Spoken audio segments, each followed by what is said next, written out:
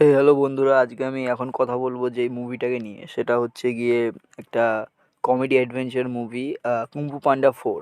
আপনারা হয়তো এর আগের পার্টগুলো দেখেছেন। কুংফু পান্ডা 2, কুংফু পান্ডা 3, কুংফু পান্ডা এবারে 4 বেরিয়েছে। তো কুংফু পান্ডা 4 মুভিটা নিয়ে কথা বলবো। মুভিটা আমি দেখলাম অনেক দিন আগেই বেরিয়েছে, অনেক দিন বলতে 2-3 দিন আগে, হয়তো কি আর একটু আগে হয়তো বেরিয়েছে।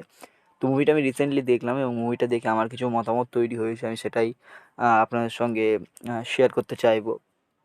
তো মুভিটা যেরমভাবে ট্রেলারটা দেখিয়েছিল অতটাও কিছু দারুণ কিছু নয় মুভিটা। মানে মুভিটার আপনারা যদি কুম্ফু পান্ডার আগে যদি 3টে পার্ট দেখেন, তো ওই 3টে পার্ট খুবই দারুণ ছিল আর ভালো লেগেছিলো পাবলিকের অবশ্যই। কিন্তু এইটা না, অতটা এই কুম্ফু পান্ডা 4 মুভিটা এটা অতটা ডিপ না। মানে ডিপ কথোপকথন তো অনেক কম আছে, প্রথম কথা। দ্বিতীয় কথা হচ্ছে এখন কুম্ফু পান্ডা যে অ্যাকচুয়ালি আমাদের পান্ডা ছিলেন, তো কুম্ফু পান্ডা ওনাকে ড্রাগন যোদ্ধা থেকে ওনাকে সরিয়ে দেওয়া হয়েছে।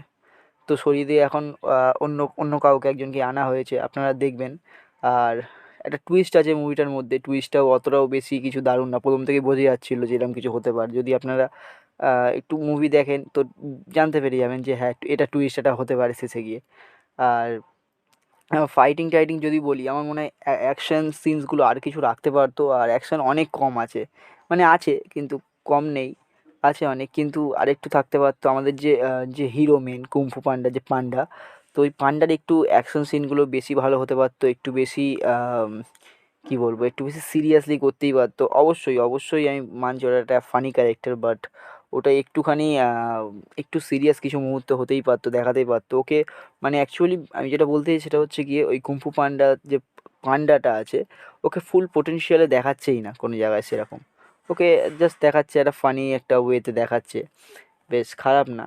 আর কমেডি যদি বলি, কিছু কিছু জায়গায় কমেডি আছে যেগুলো ভালো লাগে, কিন্তু খুব একটা ভালো লাগে এমন নয়। মুভিটা সব মিলিয়ে অতটাও ভালো আমার লাগেনি। মানে এর আগের পার্টগুলো যদি আপনারা দেখেন, ওই আগের পার্টগুলো কী আছে, মানে মুভিটার ডেপথ আছে। এই মুভিটা অতটা ডেপথ নেই, মুভিটা ক্যাজুয়ালি জাস্ট শুরু হলো, আমি দেখছি দেখছি দেখছি দেখছি, গিয়ে ভিলেনটাকে মারলো এবং শেষ হয়ে গেল।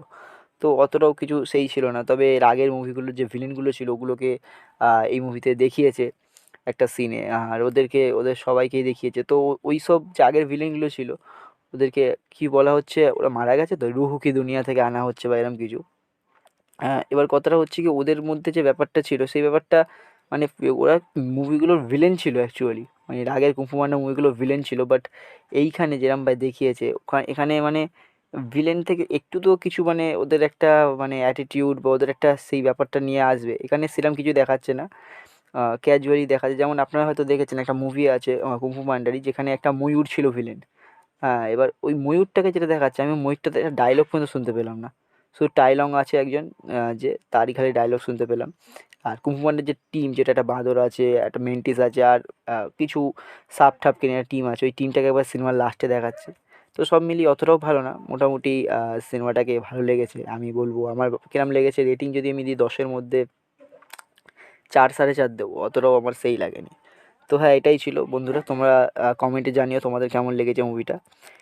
ব্যাস এতটাই।